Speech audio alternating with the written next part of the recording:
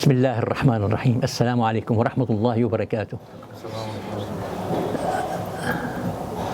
I'm so happy to talk about this side of our holy book, the miraculous side of its language. And since I published my book Al-Mu'jiza, the Miracle, 2012, first volume, 2015, second volume. Until now, I have to admit, I never tried to go back to it. Since when I finish from any book, I continue to the other step, the other book and other book.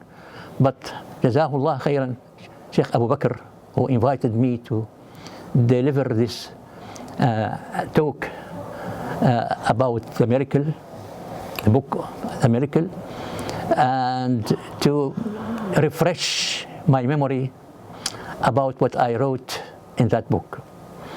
As you can see from this title, my story with the miraculous language, it's the story of my life. Since I was in the school, maybe secondary school,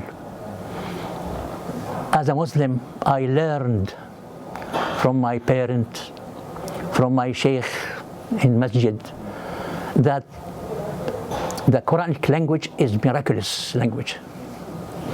And as a Muslim, I should believe that it's miraculous language. That's it, full stop. Why? Don't ask why. It's miraculous.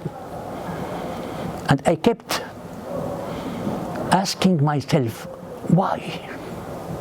But I only whispered that. I never said it to anyone, only in myself, within myself. Why? Why it's miraculous? Cannot you find someone to answer you the question, why it's miraculous? Is it enough to be a Muslim? Is it enough to be a Muslim? Is it enough to believe that the Quranic language is miraculous because you are a Muslim? Or you have to look according to the Quran, every single ayah in the Quran, every single ayah in the Quran require you to ask, to think, tadabbur. So how about the miraculous side of the language of the Quran? So I said, Bassam, why don't go to the university after you finish your school and to the Arabic department to study Arabic, so that will help you to find out, okay, why it's miraculous. And I did 5 years in Damascus University in the Arabic department and graduated, but this question is still there. We read, of course, in the university a lot of books about the miraculous side, miraculous language of the Quran, what Al-Jurjani and Al-Baqillani, Al-Qadi Abdul Jabbar, Mustafa Sadiq Al-Rafi, and many others who wrote about the miraculous language of the Quran. But I came out, I graduated from the university with still no answer. Why it's miraculous? No answer. Okay, now Bassam, what to do? Go to the MA. I went to Cairo University. I had my MA in Arabic, PhD in Arabic. I'm now teaching at the university in Arabic department. Still the question there. I have no answer. No answer. I cannot put my fingers on the fact that this language is miraculous language. Years I kept teaching in the university in Syria. Many students I supervised in MA, PhD, in Arabic, in Quranic studies, Hadith studies. Still no answer to this question. Why? Until I left the whole Middle East to England, to this non-Muslim country, only to find the answer here. You know, always, since you are inside the picture, you cannot find what's the problem in this picture. Where is good and where is bad? Where is right, where is wrong? Oh, I wish, but of course, when you come out of the picture and you look at yourself in the picture from away, yes, that person should have be a bit behind or a bit in right or left, or this one should be sitting, this is not standing. You can find easily what's wrong, but you cannot find this when you are in the picture. Here I was out of the picture. I started to look at the Quran, at Islam, at myself through the other eyes, from outside. And that event in which I encountered the Orientalist in the Oriental Institute, because I came in 1983 to Oxford. Unfortunately, my English was so weak. Until now, it's not so perfect, as you can see. But I tried my best to improve it. And I worked with more than one Orientalist on some books. One of them in the Oriental Institute, it happened that he brought me one day a poem for Umar bin Abi Rabi'a, the poet, the Arabic poet from Mecca, Umar bin Abi Rabi'a. This is from end of the first Hijri century or beginning of the second. And he said, Bassam, read this poem. Nearly 25 verses. I read it. Okay, what do you mean with it? I read it. He said, didn't you notice anything? I said, no. Read it again, please read it again. Oh, I read it again. Okay, Alan, I didn't see anything. No, read it again. Come on, I said. What's wrong? What's a problem with this poem? He said, didn't you notice that Umar, I wonder if I have any idea, Umar bin Abi Rabi'a, he was from Mecca, but he used to go to Hajj every year, not for Hajj, but in order to see the faces of the women there in Hajj, because they cannot cover their faces there. This is the chance for him. He's love poet. He used to go to Al-Hajj in order to look at the faces of the women and then write poems about them. One of these poems he wrote, of course, he described all the steps of Al-Hajj, how they went to Mina, to Arafat, with that, and describing their faces. And he said, didn't you notice that the description of Hajj in this poem apply exactly at the description of Hajj in the Quran? I said, okay. So what's wrong or what's right here? He said, come on, Bassam. That means this poem is a proof that the part in the Quran in which describes the Hajj steps never changed since Muhammad's time.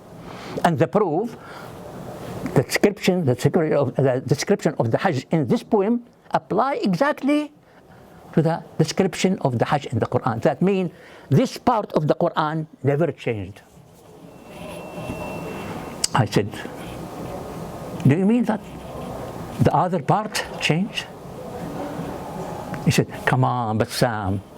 Everybody knows that Quran changed many times over the years. I said, did you hear the last news? I immediately answered.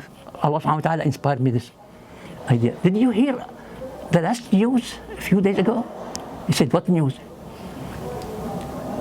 I said, they discovered that the humanity missed one day of the weekdays.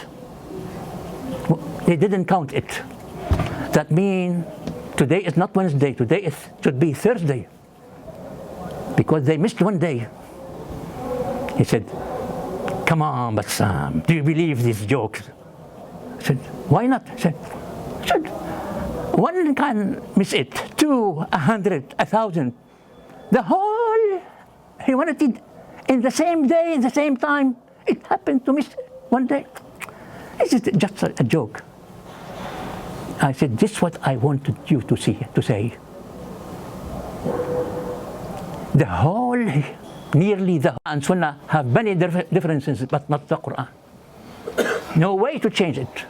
Perhaps there are differences in understanding, but the text itself, no way. How come any corruption, any change comes through this wall of authenticity, daily authenticity, 3 times a day, 1 time a week in Jum'ah prayer, Eid prayer, every time?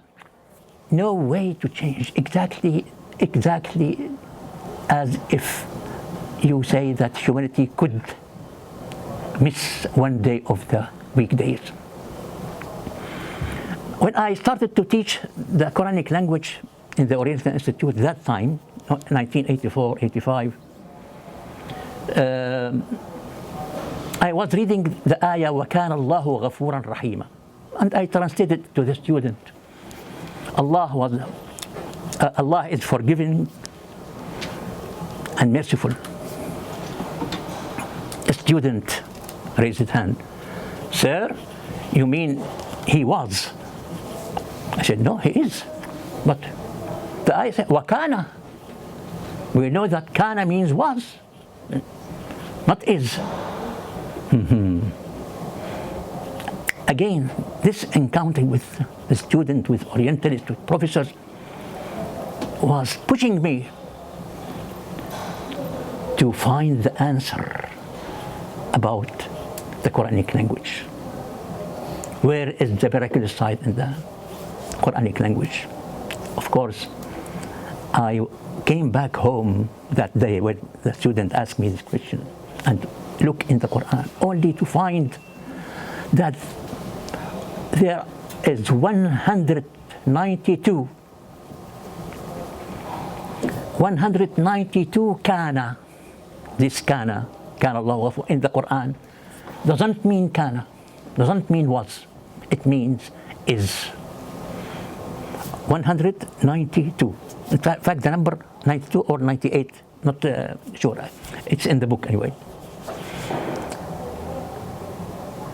It never occurred in the Arabic language before or after until this moment that kana might mean is,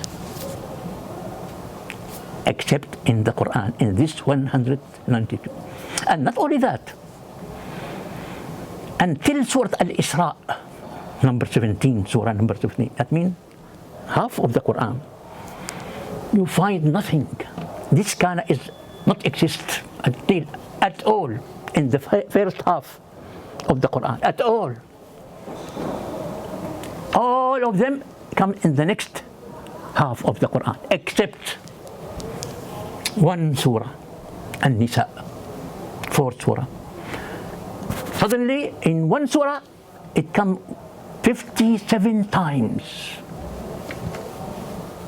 In one surah, nothing before, nothing after, until Al-Isra. In one surah, 57 times in one surah. That gave me another idea. That means there is some characteristic, linguistic characteristic for each surah. Not only because of kana, of course, I will find out then a lot of things to give every surah in the Quran its own character, linguistic character. And from that time, I started to think about